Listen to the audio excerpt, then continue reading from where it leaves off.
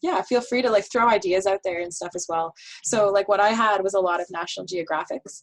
And I also had space magazines, which are amazing if you guys ever find yourself in a thrift store. Yeah, look at Allie actually she literally has the space magazines. Can you hold that up again? Look at, they're so good. Astronomy magazines, like I don't know who who started space magazines, but they're brilliant. Artist heaven. Yeah, it is artist heaven. So this here actually on the screen is a deodorant commercial, like a deodorant advertisement, and it's so good. Like it's got 4 butterflies in it, and I actually use that later. You can see me be like, oh, I'm gonna keep that. Yeah, and then things that are textured, so it's like you'll notice that like that honeycomb is like all gold, even though there's stuff going on. The apples are mostly green. You can get a few shapes out of that. I really like the shark ones. Like underwater photos are really cool because everything is tinted blue, so it really doesn't matter what's going on in underwater photos, because like that is almost like a quote unquote solid color for us in this kind of context. And I talk about magazines being a really cool kind of medium to work with. Oh wait, are you guys recording right now? Yes. Okay, great. So I find that magazines are a really great material to work with, because like if you think about how expensive it actually would be to print out color photos, like, you know, the fact that I got most of those National Geographics for like 10 cents at like a library book sale or something, and there's just priceless images in there. Like these are being repurposed, and there's so many in print that I don't feel like it's a bad thing to cut up books. I would never cut up books that I felt were important or were rare or were, you know, like I definitely encourage everybody to respect books and have a specific pile of books that are like made for cutting. But art magazines are really cool if you ever find some of those, like lots of beautiful pictures, like lots of colors. Even the advertisements in art magazines are really interesting. So this is part of like the relaxing aspect of mandala making, is that, you know, you can spend 20 minutes or a half hour, which is like pretty much half your time, just going through and picking different images that you love. Make sure also when you're the one thing that I remember about cutting out magazines is always check both sides of the page, because you might like something on one side of the page, but if you flip it over, like if you cut before you check the other side and then find that there might be something nicer on the other side of the page. So definitely make sure you're checking both sides. Yeah, I cut that Andy Warhol thing out, the Andy Warhol Basquiat image. I cut it out for later just because I knew that there's something there. Yeah, I didn't take the Warhol though. I thought that was, I don't know why I didn't take the Warhol. But text, something that, sorry? That papaya in that. The papaya, you would have taken the papaya? I wasn't sure. You know, I should have actually cut triangles like around the perimeter of it. That would have given a really beautiful blue gold cutout.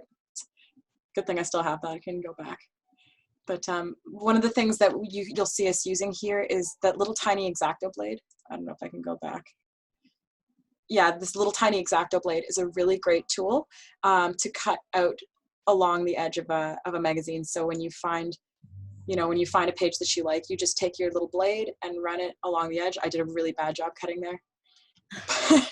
But you know, if you actually put it like into the crease of the book, you can run right along and it'll come out pretty much perfectly. Something that Cece had said was a really great suggestion is to use text as a texture, because you're able to, it's really about color and pattern here. So with your mandalas, I was encouraging to try and find, you know, full page images, because you'll have lots of space to work with, and you could make like 10 different squares or diamonds or triangles out of like one image. You can do it with like other things, but text was a really, really good idea, because that from far away becomes a texture. So I can skip ahead a little bit here. You know what? I'm going to take a pause just to talk a little bit about the history of collage, because it's a really cool thing. Hi, Chloe. It's nice to meet you. If you haven't already started, or if you have magazines, this would be a good time to just like start cutting stuff up and picking out images. Oh, good. Perfect. So this is what I was talking about, where you take existing imagery and then you can reconstruct it and make new imagery out of that existing imagery. I was saying that I really like the shell down here. And then they've probably painted over top of this. So what's really cool about collage is that like this person might have glued everything to what looks like maybe cardboard here, and then they might have taken white paint and flecked the white paint all over top of it to get that kind of star effect. So you get a really interesting way of like creating imagery without having to be able to draw. So these are just some, some examples that this article from My Modern Met has used as early examples of collage. So Kurt Schwitter's, you know, the Skittle picture, 1921. What's really interesting about this actually is it looks like it's a 3D collage. Like this looks like it's not just paper and cardboard like what we're doing here. So I kind of find myself going into Wikipedia wormholes a lot. So if you guys look at the collage Wikipedia, it kind of gives you, in the table of contents here, it gives you like a history of it and it goes along a timeline, but then it gets to like photo montage, digital collage, three-dimensional collage. And so this technique is like a really transferable skill. It's just a really good thing to kind of, it's just fun. It's a fun technique to develop because you can like look at imagery that exists and then reconstruct it into new images with new meaning.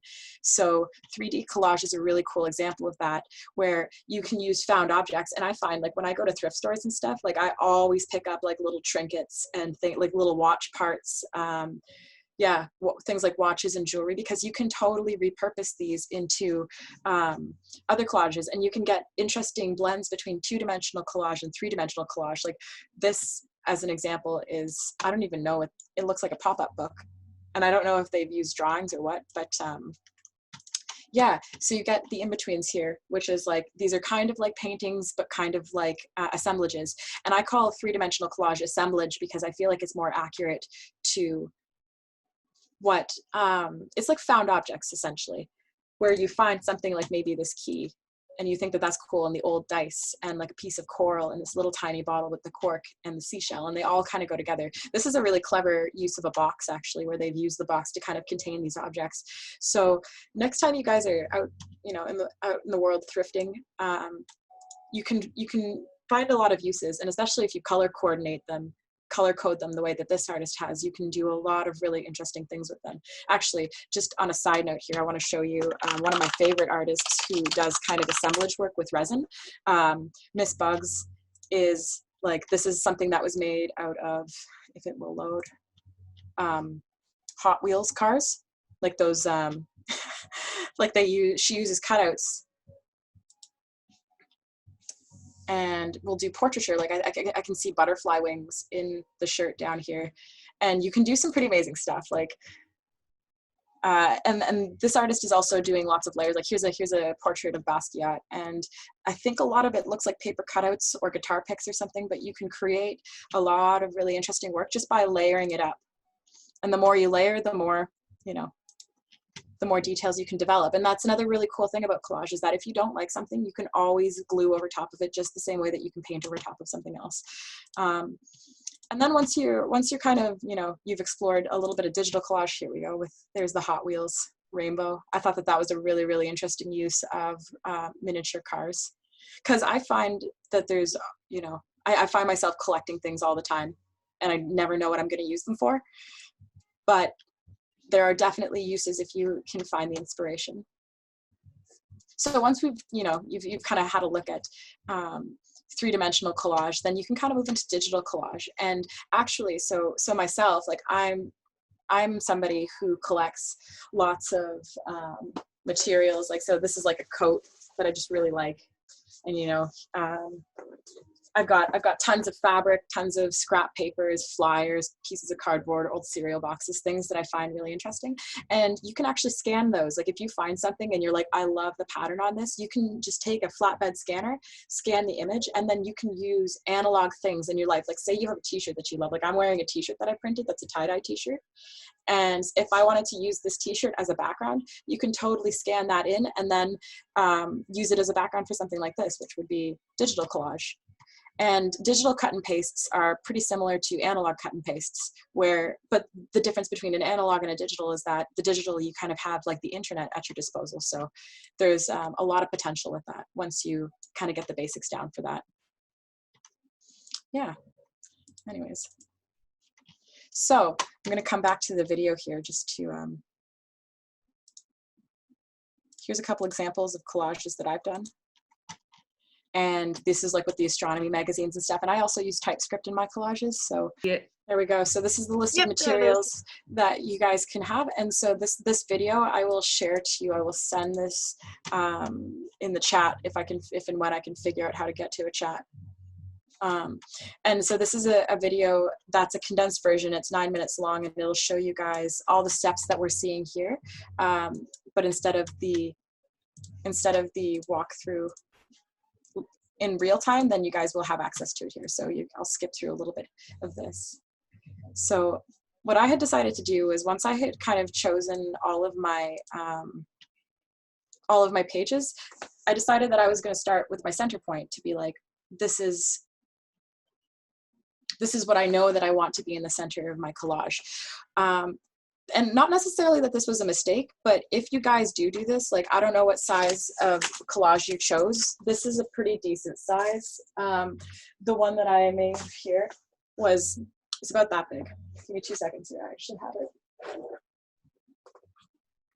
One second.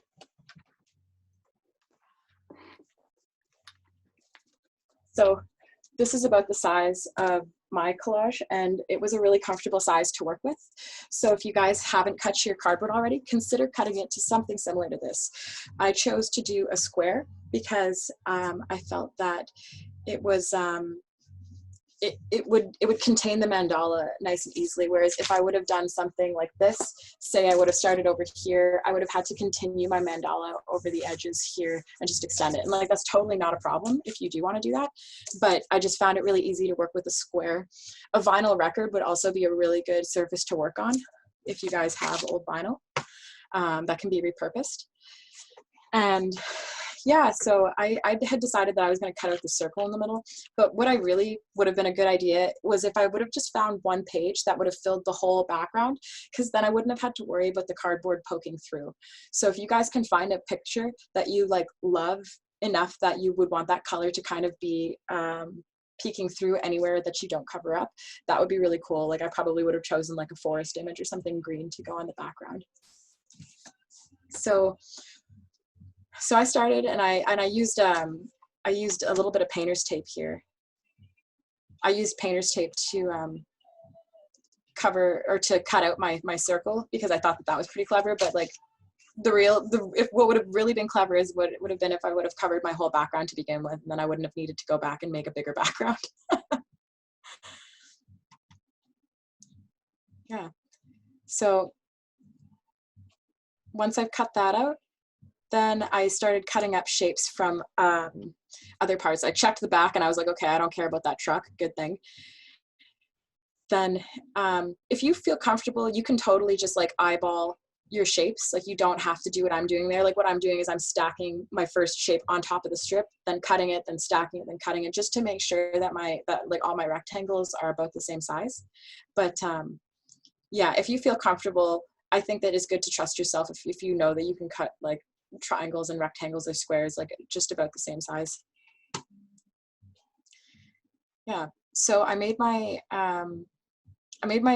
rectangles into diamonds because I thought, oh, this would be really cool. This would be a really cool element to kind of have like spiking out from the middle. I kind of wish that I would have had more. So what I ended up doing was stacking them in such a way that I would remember that those pieces went together like that.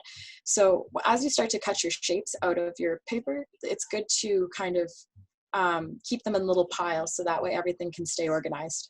So with the honeycomb there, I totally just eyeballed my 60-degree angles. Like, I didn't really think too hard about it. And like, one of the things that I feel is that like our geometry is like totally ingrained in us. And like, so 60-degree, like an equilateral triangle, I feel like we have pretty good intuition to just be able to casually cut it without even thinking about it. So, but all I'm saying is, don't doubt yourself when you're cutting your shapes. Like, you're probably good to feel confident in cutting whatever you are deciding to make. I find circles a little challenging. I kind of avoided cutting out circles in my in my collage because I find them really difficult to make perfect. But if you did the thing where it's like, if you use like a little cup, or if you use something to trace the outline of a circle, that really, really helps with getting perfect geometry. And you don't really have to worry about your shapes being perfect, because our eyes do this thing where they understand that most geometry that we look at in nature is like not exactly perfect. It's not going to probably be a perfect circle or a perfect triangle, but nature approximates all the time. And so us approximating isn't a bad thing. So I was really lucky here when I found this deodorant commercial. I keep calling it a commercial because I'm so used to TV. When I found this deodorant advertisement, so I don't know if you guys will be lucky enough to find 4 butterflies like I did, but you know, if you do collage a lot, one of the things that I kind of recommend is to keep like little sandwich bags or a file folder, so that way if you end up not using anything from this session, then you can just like throw it in a file folder and then bring it out, you know, 2 years from now, like, which is literally this butterfly thing is from 2 years ago when I worked in Algonquin Park and I loved collage and was doing a lot of it at the time. Yeah. So I feel like I'm cutting one out for like my smaller trial one, but as I go through my materials, I'm seeing bigger pieces that I want to use on like a bigger one. So yeah. I feel you on like collecting. Yes, that's a really good thing. So I love collecting images. Like I can't even help it. Allie and I just laughs forever. Like we went to a book sale this one time at the local public library, and they were throwing away, like they were giving away for 10 cents each, like National Geographic magazines. And I swear, the man told me that they burn a lot of the stuff they don't end up selling, and I was horrified, and I had to take all of the ones that I could possibly take. Yeah, all of them. It's just not. Yeah, we did. We honestly took boxes and boxes. And we walked with them.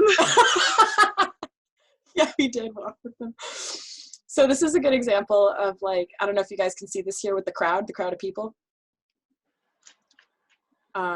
This is a good example of how you don't have to necessarily have just solid color, right? So if I cut up these people in strips and use them as a repeated pattern, they're gonna look like color, because it's all kind of the same, you know, just like the heads and the light and the gold, like it all kind of will blend together and become a texture. Same thing here. I ended up using mostly just the water. But one of the things that I did is once I stacked them, then I just cut all of them together, so that way like it would create a bunch of little tiny triangles that I could also use to decorate my piece. I decided I was going to cut this into like a diamond that had like 2 long sides and 2 shorter sides, but it did end up giving me a bunch of pieces. And this is where it becomes important to try and keep your little try and keep your pieces into their separate piles, so that way you don't get confused as to what belongs with what. Yeah. And so like honestly, I spent most of my time just kind of flipping through magazines and picking my photos and cutting up shapes. The biggest part of this is actually finding all of the materials that you're working with, and what Cece is doing with saving all of her materials or like not all of them, but putting aside ones where you're like, I know I'm going to want this later. Awesome. That's cool. Oh, nice. The gold. That looks really good. Yeah, and so old calendars are a really good thing to use. Fabrics are tricky when you're gluing them to cardboard, because some fabrics will be very absorbent. So my recommendation, if you start to test collage on other surfaces, would be to like do a check with the glue first to see if it will fit and if it is compatible with the surface that you're working on. I find cardboard and wood to be an awesome backing surface. Yeah, and so I cut up my little clouds here, and I kind of tested them. And so then once I kind of had my piles here, once I had enough of what I thought would be helpful, and also make sure that you kind of put aside a couple of extra pages just in case you need to cut emergency pieces to fit inside of the gaps, which is definitely something that I ended up doing. So I cut my cardboard to a square here, and then I really like cardboard because it's kind of a thicker material. If you get the corrugated stuff, it's not so delicate as paper is. And then once you like glue it, it kind of gets this like lacquered feel, and everything binds to the surface really nicely. So yeah, so I ended up starting, and I needed a ruler for my stuff to find the center. You could totally eyeball the center as well if you just draw a line from one corner to the other. But I found that the ruler was really helpful for this. So yeah, just ruler, pencil, draw an X, and then find your center. Yeah.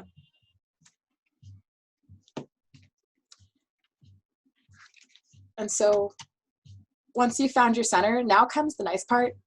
Don't do what I did here and just throw your cardboard on top of all of the piles of paper that you just cut. It's a good idea to move your piles to the side before. I was just excited I started working and realized that, you know, this is the time that you're going to take to plan out what you want your mandala to look like. So in essence, this is the core of creating the mandala, is the time that you can have to just kind of place and rearrange all of the different elements that you've cut out.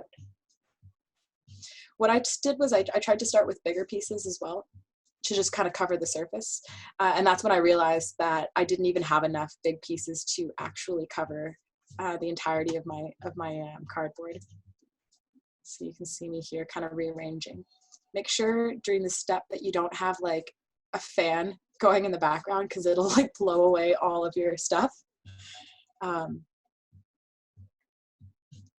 Yeah, this is something that should be like really relaxing now, because you have all of your stuff and you can just take as long as you want to decide what you want it to look like. Yeah, do you guys have any questions or have any thoughts that you'd like to share?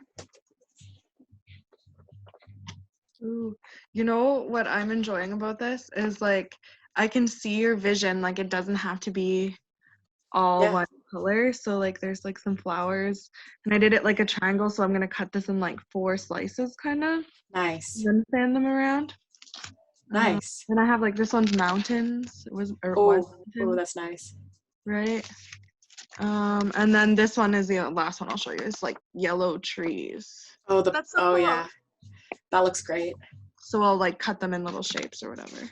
I actually feel like that's like the strength for collage, analog collages, because it's like we're not limited to solid colors, and actually I find it makes them look really, really interesting. This is the first time that I'd ever tried to do a collage that was like a mandala, but I feel like it was pretty successful. Yeah, and visually interesting.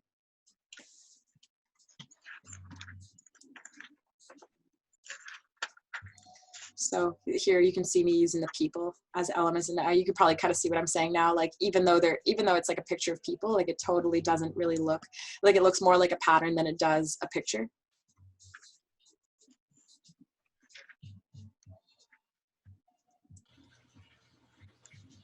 Yeah, so this is the stage. This was the stage for me that I was realizing that I actually didn't have enough. Like I didn't cut out enough things to actually cover the background. And that's when I realized that like if you just cut something that's exactly the size of your cardboard and glue that down first, that would be a really good way to just make sure that your surface is covered.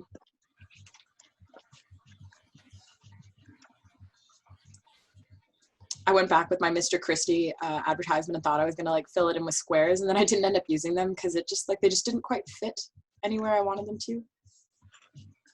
Like I started it. Oh yes, and so like once you guys are happy, like once you guys have kind of like placed all of your stuff down, are you guys doing this alongside me, or is like I'm just curious, like are you guys at the same place that I am in the video, or are you guys like behind still, like where you're cutting out and choosing stuff? I'm just cutting stuff. I don't actually have glue, so I'm like following along, and I hope I remember all of your points, but I think I'll do it a bit later. Cool. Okay, I made a video so that you can like you can have like all the instructions and reference and stuff. Sweet. Thank you. Sweet. I'm cutting still too.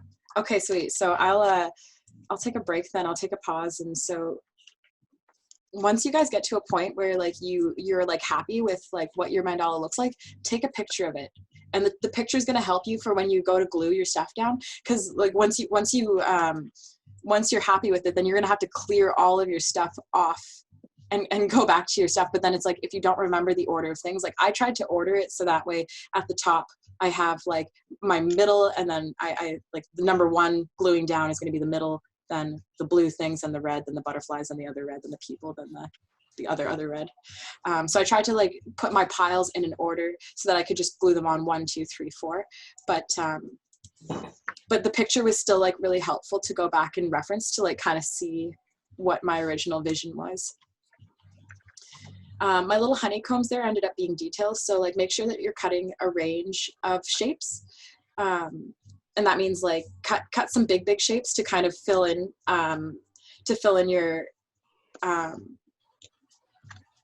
cut some big shapes to kind of flesh out the bulk of the mandala. And then the little tiny shapes like my triangles, you can go back and decorate with them after.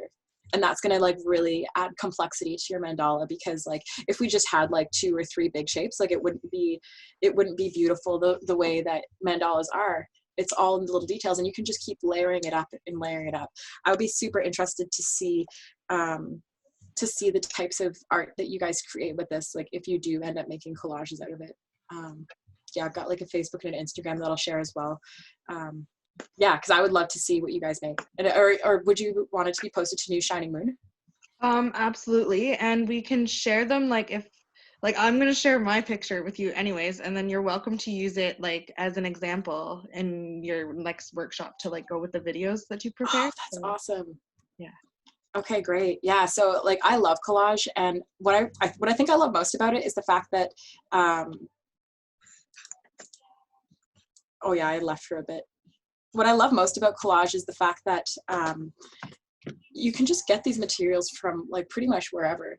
People throw away cardboard like it's nothing, and it's actually a really amazing material to work with. And specifically for cardboard, like I used to paint on cardboard, so I would like, I would have my pieces or whatever, and then you could cut it to whatever shape or size you wanted, and it didn't have to be like an 8x10 piece of paper or whatever it is. Something else that I do that you guys might be interested in is I label my I don't know if this is visible to you guys at all. I label my my collages with typescript. So I'll say Sugar Glass 06/24/2017 CA Reid. So I'll make sure that I'm labeling them, because these actually are pieces of art, even though they're made out of materials that tend to be scrap. So once you glue it down, like it's pretty solid. But something else that you can do is you can actually put packing tape over top of it to make it like glossy, and it'll protect it. So for me, when I hang stuff, when I want to hang stuff on my wall, I'll put some packing tape on the back, and then I'll put my tape on the packing tape to stick it to the wall. So that way, when you go to take off your painter's tape, it's not going to ruin or damage your collage, because it's been protected. It's been kind of like laminated with a layer of that on the back just to protect. Yeah. So yeah, I feel like cardboard is a really underappreciated material, and like this guy's kind of comes.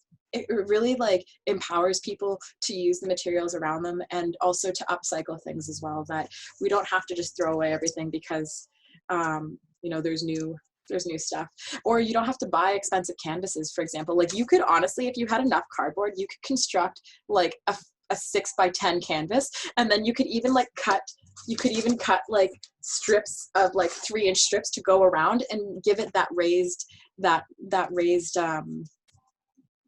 you could essentially recreate a gallery style level 3 canvas in cardboard.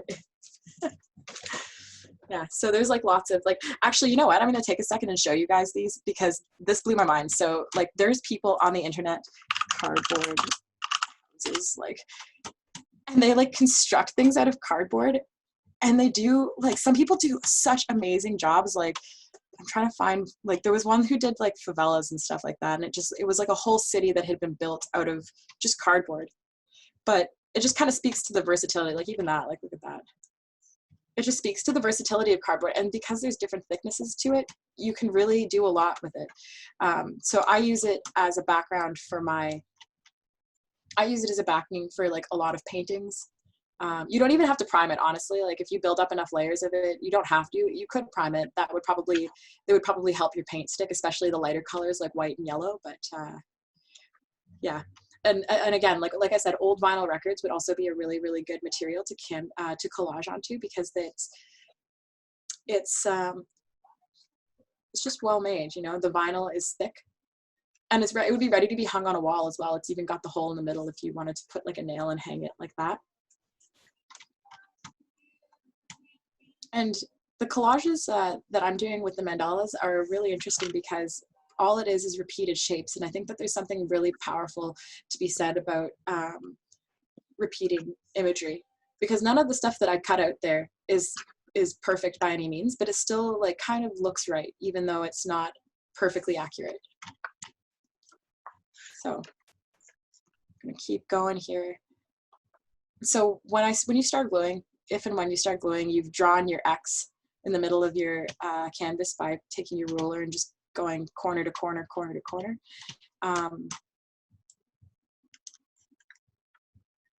Then it's going to be time to glue. And something that I found really useful to have is this damp rag. And so if you find that you're getting glue on your fingers, it's such a nice thing to have, because then you don't have to get that gross sticky feeling. You can just kind of go like that with your rag and all of the glue will come off. And you can also clean your paintbrush with it. Paintbrush is like the crucial tool here for painting on glue. It's going to give you a nice even coat, and then like a little tiny bowl to put the glue inside of is the only other thing that you need outside of the white glue. This is a gallon of multi-purpose white glue, Lepage white glue, that you can pick up at Canadian Tire for about 25 bucks, and it'll last you a lifetime, unless you do a lot of collages, in which case it'll last you like half a lifetime because there's a lot of glue there. So yeah, so I started by just putting like a little bit in this tiny container. I use ceramic all the time for everything, because it's coated in glass. You can clean it out. Like you can always clean it out and reuse it. So you don't have to be throwing out like paper. If you have paper plates and stuff, you can, and then you just throw it out when you're done. But I prefer to use ceramic because I can always clean it out and reuse it. So I have my damp cloth, I've got my paintbrush, and then if you were doing your full background right now, like if you were going to be gluing down a whole background, this would be a time where you would just paint the whole surface. And you don't want it to be too thick. I mean, like you can put a decent amount on, but if you make it where it's too wet, then it's going to ripple. Like your paper will ripple because it's too oversaturated. So give it a nice coat. You don't have to be too shy about it either. And you can paint over it once you're done to like make sure that everything's like kind of glued down and like sealed to the canvas. So I started by quote unquote painting my mandala. As you can see here, I'm kind of going back and like I'm gluing down the strip because there was a little bit of overlap from my page to my page. So I just went underneath and glued the top strip down to the bottom, so that way it would be nice and painted over top of it to seal it in there. Yeah, this glue is really nice because it is the same brand of wood glue as wood glue, where, you know, if you're in Canadian Tire, you're going to be looking at these 2 gallons of glue. There's going to be the yellow wood glue and there's going to be the white Lepage, it's construction adhesive. So this is pretty much wood glue, but it dries transparent. Whereas if you get the wood glue that has like the yellow tint to it, it actually does kind of dry with the yellow tint. So this gallon of white glue is actually a really, really good investment. And I would definitely recommend buying the white stuff over the traditional quote unquote wood glue. It's the same stuff. I asked the guy because I was curious. Oh, sorry. I have a question. Yeah. You've probably told me this before, but I don't remember. Are glue sticks something that's good for this or no? You can. I personally find that glue sticks, I find that the stickiness of glue sticks is like debatable. And like I've actually had stuff where I've used glue sticks and then it's like come off later because it's not sticky enough.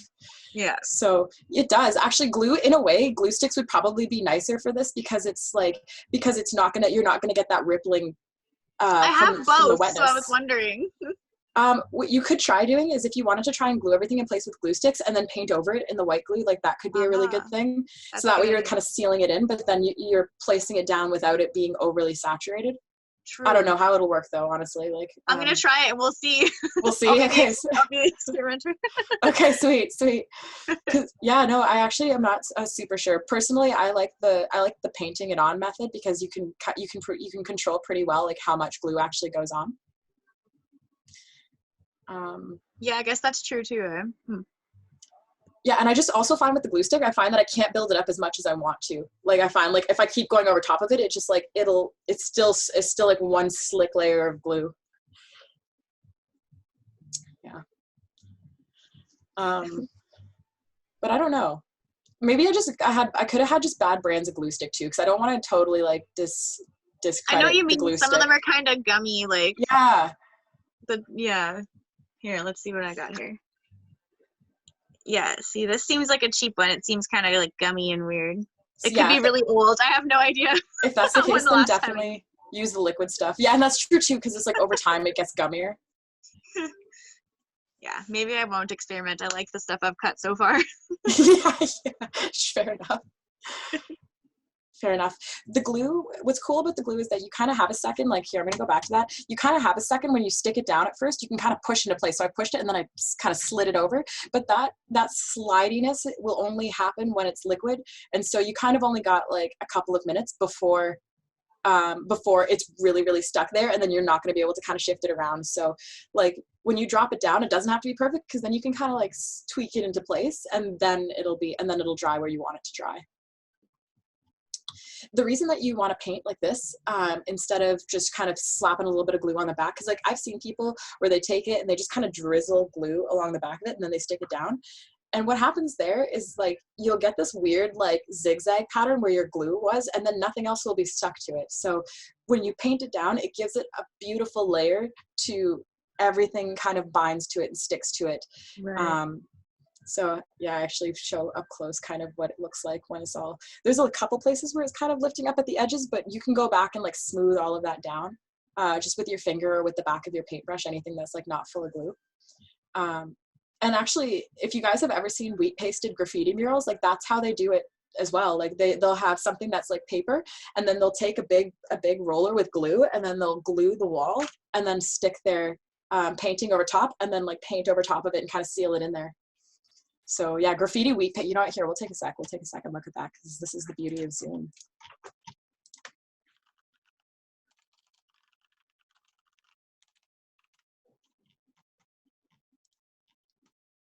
Yeah, so these are really good examples of like what you can do with collage if you applied it to graffiti and murals. Look at that, there's a Salvador Dali, Che Guevara. That's so funny, Salvador Dali, Che Guevara combo. I think that's what I'm seeing anyways. Maybe I'm not. Yeah, here, got a Simpsons mural that somebody's wheat pasted. Got some, that's really pretty. Here's an example of somebody actually doing the wheat pasting. It looks like he's using a mop.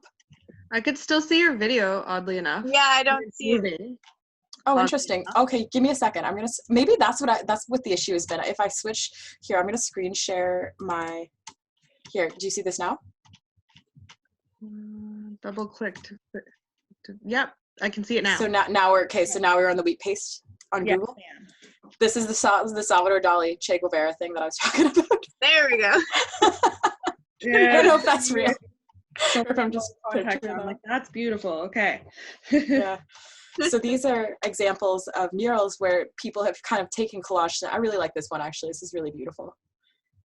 And I don't know if they've cut out like the parts where you can see the brick and stuff, if they've done some really, really beautiful cut and paste. But actually I feel like this is like a freshly wheat pasted mural because you can kind of see like the glow of like the wet paint above the head and then like on the ground here. This person definitely didn't do the best job cleaning up. But here's the Simpsons wheat pasted mural, which I thought was really good, Lisa picking flowers. It's so cool. And then here's a picture of somebody actually like wheat pasting something on. And what's really cool about this is that it's like a pretty inexpensive way to get something up on a wall, like really big. Even if you went to like Staples or something, printing out something on a poster size sheet of paper is really expensive if you're doing color and if you're doing it on like quote unquote poster paper. But if you go and you ask to use their large format printer, just black and white on regular paper, I feel like it was like $10. Like I feel like I printed something out that was like pretty big and it didn't cost me like a massive amount of money the way that I thought it was going to. So and like something like this is a really good example of them using wheat pasting to kind of create patterns that would be very, very difficult to paint otherwise. That's a really, really good mural. Wow. Here's someone else. Oh, it's Princess Leia. Wow. There we go. There's a really nice one. Yeah. So just so you guys know, like this is a way that collage is and can be used and transferable to other mediums. Like the fact that this is a mural that's been wheat pasted. Maybe this is something for us, Allie. That could be really cool. I was just gonna say yeah. Maybe like I don't know. We're not there yet, but maybe one day. So I'm gonna stop this and go back to the video now. Now that we've seen some wheat pasted, and I'm gonna screen share. Go back to my video here. Yeah. And so when I was doing this, I kind of let my diamonds go over the edge, because once you're done and you let it dry, you can just go around with scissors and just like snip and trim the edges. Actually, I trimmed even like this top edge here. I trimmed that right off, which is one of the beauties of cardboard as a material. Like, is that it's something that we could just cut with scissors. Is you don't need like, you know, to score it like glass or to, you know, have any special tools to do anything with it. You can just pretty much use whatever you have at home to work with it. Yeah, I found cardboard to be a pretty inspiring material, because it's something that, yeah, it's something that is totally accessible to most people, and you can do so much with it. So this process too is kind of nice, because even though you've planned and you've taken some time to kind of plan out where you want your mandalas to sit, you can kind of like have freedom to play around, because nothing is really set in stone until you glue it down, right? So I'm right here, I'm testing out. I'm like, oh, do I want to use my spiky diamonds the way that I thought I was going to? And I was like, oh, I don't think so. And it made me realize that my collage is actually pretty small. That might have been a better shape for a bigger collage. So I decided that I was going to use it to just decorate the corners. Glue them all down. Yeah. And then once I was like kind of happy with like my general details, I started going back and kind of overlapping them. So this is where kind of the complexity comes in. I painted down all of the sections that I knew that I was going to be sticking to, and then I decided to go back and use my little people here and kind of cut out.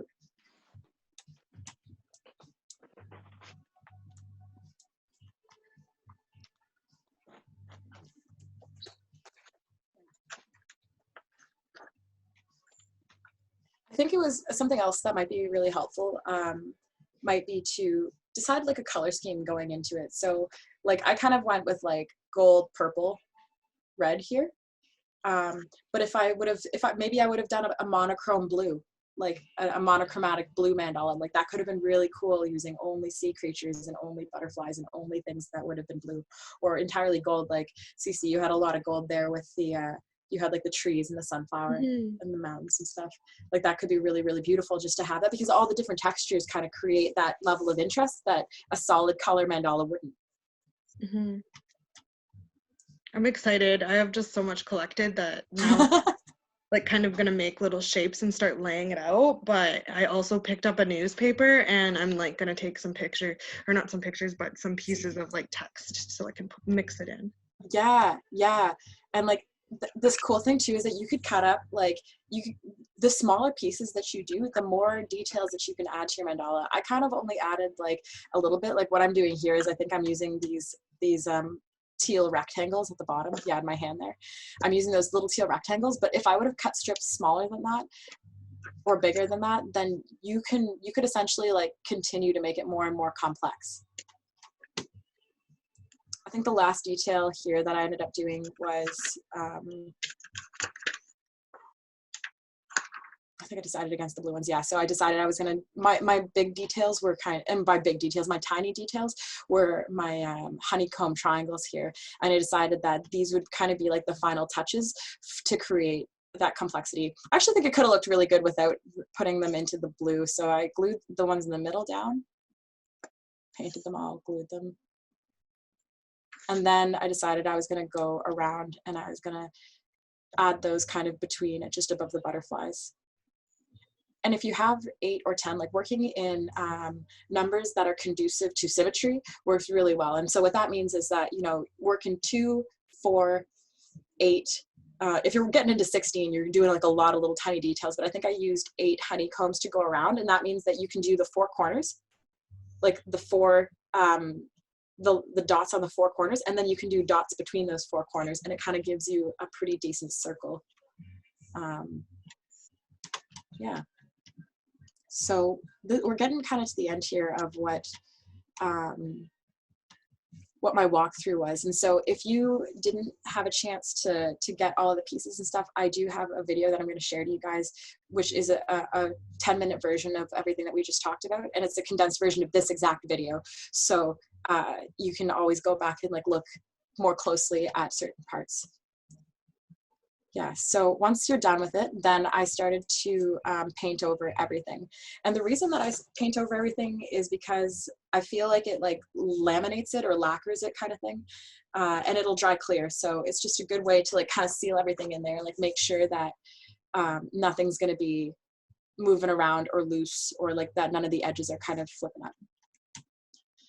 So we're gonna paint the rest of that, coat the whole thing kind of like lightly. If there's a little bit of, if it's heavy glue some places, that's totally fine. If it's too thick, it'll become foggy and muddy, but for the most part, you can't really mess it up. Which is another reason that I like this medium, is that it's a very forgiving medium. Yeah. So yeah, you can see me clean my hands there with the with the damp rag, because I personally really don't like getting glue into my fingertips, because then you have to wait to dry, and I like peeling it out, but the waiting for it to dry and the in-between is really annoying. So yeah, so once you're done painting over it, then just kind of like let it sit for 20 minutes in a safe place where it's not going to get like, you know, dogs or cats or people walking on it. And then you can come back and it'll be, I had really low lighting for this bit. And then, yeah, you can trim all of your edges. And it gives you these interesting details that you don't get with other forms of collage, because you get the texture of the paper, you get the thickness. Like the honeycomb papers, as an example, were much thicker than some of the other magazine pieces that I had used. And layering them up kind of gives it like a texture you can actually feel. Yeah, so this is kind of the piece at the end. My scanner is like not that good, so this could actually be a better quality image if you have a better quality scanner. It's so pretty. Yeah, so yeah, I'll stay on that for a sec. Gorgeous. Thanks. Yeah, it was super fun actually. I really liked how it turned out there. And you know, with the video, so I did a walkthrough, and like this is pretty much the last slide of the walkthrough video as well. It's just something that you guys can have. So if you want to check this out later on, I decided recently I'm going to be doing a whole series on collage for YouTube, because I want to show the different ways that collage can be used across a bunch of different mediums, whether it's like, you know, collaging a box or doing digital collage, or I have like a Guy Fawkes mask that I'm going to do, and then I might paint that as well. So it's like we're going to collage the mask, but then, you know, combine it with a bunch of different mediums. You can definitely save this link. It'll be on my YouTube, so if you Google easy collage mandalas, then that should also be there. Imaginary Astronaut is the channel, and it'll also be available on the new Shining Moon, their workshop pages, and possibly their other social media pages and Instagrams.